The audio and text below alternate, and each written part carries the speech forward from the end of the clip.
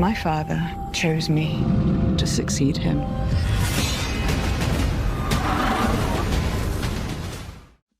Welcome back, everyone. It's Charlie. HBO just did a big presentation making a couple official announcements about House of the Dragon Season 3, Night of the Seven Kingdoms, Game of Thrones series.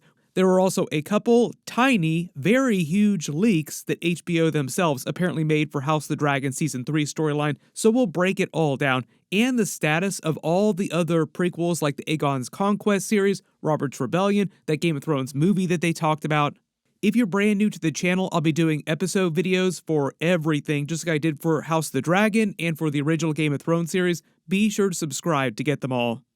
This will give me way more excuses to use my Game of Thrones swords in videos next year. I'm going to have to start buying some more. There's so many spin-offs and prequels they're working on. This morning, as of me posting this video, Casey Bloys, who's currently in charge of all the HBO TV shows, confirmed House of the Dragon Season 3 episodes will release in June 2026, after Night of the Seven Kingdoms episodes. Probably the bigger surprise there was actually that they're releasing Night of the Seven Kingdoms as soon as January, probably late January, but it means we're finally to the point where we're actually getting 2 Game of Thrones TV shows in the same year.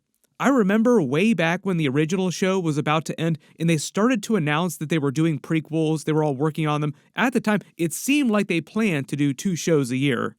The reason why it took them so long to get to that level of production was because of the utter chaos of the COVID shutdowns, followed by the strikes, the utter devastation of the failed mergers, several failed mergers over the past couple of years within Warner Brothers. Now, if you wondered why they started cutting House of the Dragon Season 2, Season 3, Season 4 episodes short by 2 episodes, like they just chopped off a couple episodes per season, that is because of all the failed mergers and the way David Zaslav slashed the budgets of all the Warner Brothers shows that they controlled, including their HBO shows, even the shows that were doing very well. I already did a much longer video about that a while ago, so you can learn more about if you want to get into the weeds on how Warner Brothers corporate culture is ruining a lot of their TV shows. Then the new teaser for Season 3 episodes was actually leaked out by HBO themselves, like the call is coming from inside the room, but apparently they were going full red wedding on everybody that was reposting the leaks, so I can't put the actual images and the scenes in this video, but the easy part is that the 2 different ones are both of Rhaenyra and Alysanne arguing inside the Red Keep, and is basically meant to be the next logical step of them being back together in proximity with each other, like you saw at the end of Season 2, and like when they were younger, like before the big time skip, when they were still friends, spending all that time together. You are the very best of your mother. The reason why they're a big deal is because in the first one, they're talking to each other in the Red Keep, and Alysanne is wearing her blue colors again, like she used to before Rhaenyra's wedding to Laenor, when she started wearing green as an act of defiance, and she started getting pissed off at Rhaenyra. Like, that was the end of their friendship, basically. Wearing her blue colors again from when they were friends has a lot of implications for what's going on with their 2 characters during the season, where their headspace is at. So we're going to be getting a lot of scenes of them together at the Red Keep, because Alysanne is basically held at the Red Keep under house arrest because she's still technically part of the Greens. Like, on a political level, she's still their prisoner. But it's one of those things where you can tell that Rhaenyra and her are still like slowly trying to be friends with each other, even though things are way more complicated now. So Rhaenyra basically gives Alysanne free reign around the Red Keep. She can go anywhere she wants to inside the castle. And even though there's been a lot of memes and joking about this online, it does feel like the show is trying to engineer a kiss moment between the 2 of them before they meet their ends. Without getting into deep spoilers, the books are out there. You can read what happens to their characters. Even Joffrey on the main show kind of spoiled what happens to Rhaenyra. So maybe they almost actually do have a kiss on screen. Like, it just feels like the show really wants to make that happen, or seem like that's about to happen, and then have some sort of tragic ending to their friendship where they don't wind up actually consummating anything. Just seems like everything that Ryan Condal and the other writers have been talking about, the way they've already changed the book story in previous seasons, like House of the Dragon Season 2 had a couple of really big book changes, like Rhaenyra going to King's Landing, in the fact that she met with Alysanne, and then Alysanne going to Dragonstone at the end of the season. That is not from the books. So there's going to be a lot more of that kind of stuff going on during Season 3. During both of their scenes that leaked out, Rhaenyra is wearing her new robes that she wears as queen, typically around the Red Keep, and she's always wearing her father's crown, which is Jaehaerys' crown. She's also started wearing a dragon chain in the same manner that Alysanne wore a chain across her dress in previous seasons. So the idea is that they're kind of mimicking each other, like they're slowly beginning to dress like each other again, like they did when they were younger. The whole idea being is that they're beginning to fall back into their old patterns like they were when they were actually friends together as little girls. Cast myself on the mercy of a friend who once loved me. Also, I think the metaphor with Rhaenyra wearing the chain is that she is metaphorically chained by the prophecy and the position. So the idea at the end of the season, they said that they framed her scene in front of the bars here to make it seem like a prison was forming around Rhaenyra now and not against Alysanne. Like the whole irony that she'll retake the Iron Throne, she'll become the actual queen, but she'll be more of a prisoner than ever because of circumstances in the prophecy. Those things will ultimately lead to her downfall. Then there was another scene that HBO inadvertently released of Rhaenyra looking all distraught after her conversation with Alysanne. They're saying the scene is happening right after the scene of Alysanne arguing with Rhaenyra. There was also a separate scene that supposedly leaked out of Rhaenyra speaking to Alysanne inside a makeshift prison cell in the Red Keep. A very nice looking prison cell, not the black cells underneath the Red Keep, but a lot of people were claiming that that one was fake. There have been a lot of fake leaks recently, so I would just beware of that. But like I said, the major idea is that Alysanne is going to basically be under house arrest in the Red Keep all season long, and they're just going to use that as an opportunity for her to have a ton of scenes with Rhaenyra. So expect a lot more of the energy that you got from their final scene in Dragonstone in Season 2, like just crank the dial way up on that. Covering the really big beats that we all know about, they've already talked about, there are 4 major events that they're covering during Season 3. It's still only 8 episodes. They start episodes 1 and 2 with the Battle of the Gullet. I don't want to talk too much about those events, but they'll be relatively close to the books in terms of the major plot points and the characters that do die. There'll be a couple big deaths. Also, what winds up happening with Rhaenyra and Daemon's 2 sons, Aegon III and Viserys II.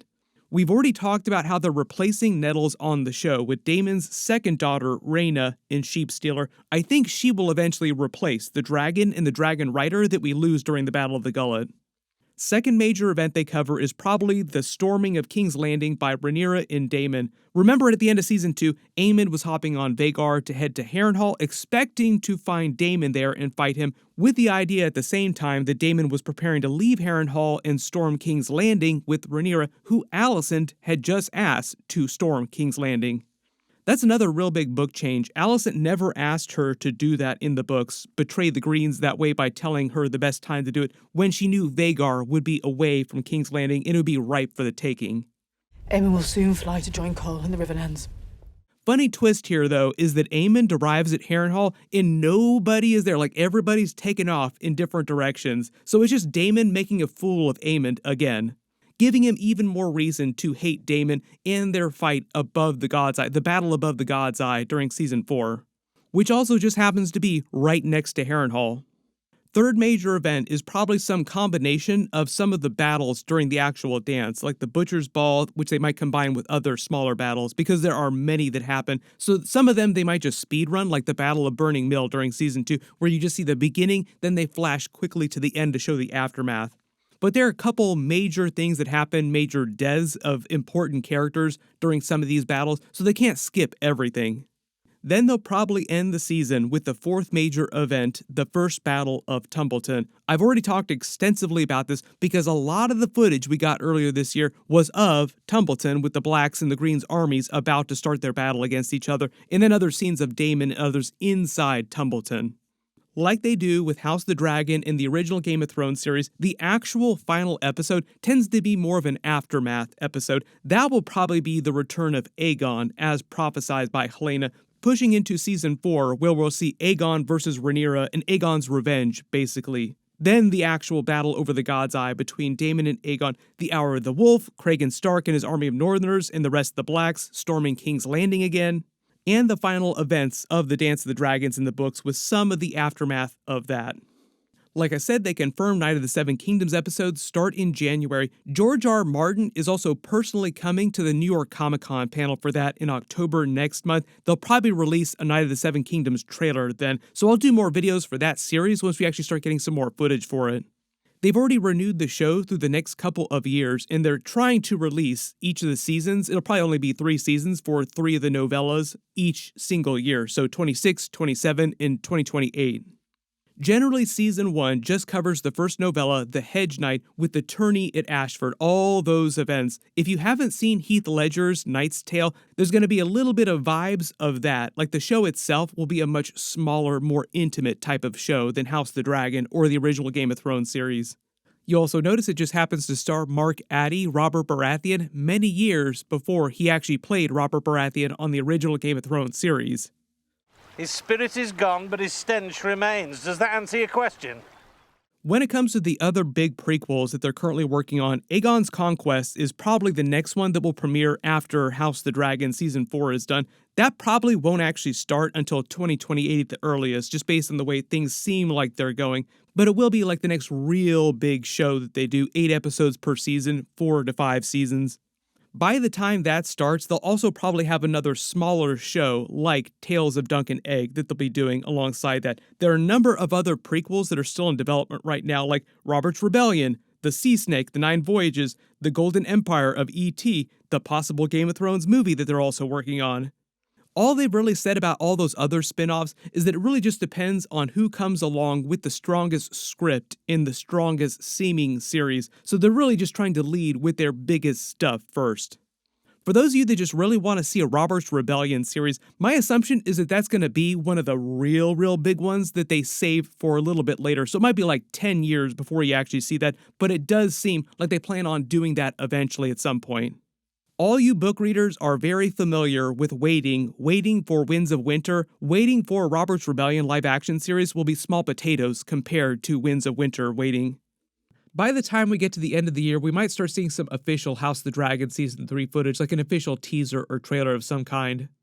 While we wait for that next big Night of the Seven Kingdoms trailer, if there's any big bonus videos that you want to request or things you want me to talk about in future bonus videos, just write them below in the comments. Everybody click here for my Night of the Seven Kingdoms trailer video, and click here for all my other House of the Dragon Season 3 teaser videos and leaks. Thank you so much for watching, and I'll see you guys in the next one.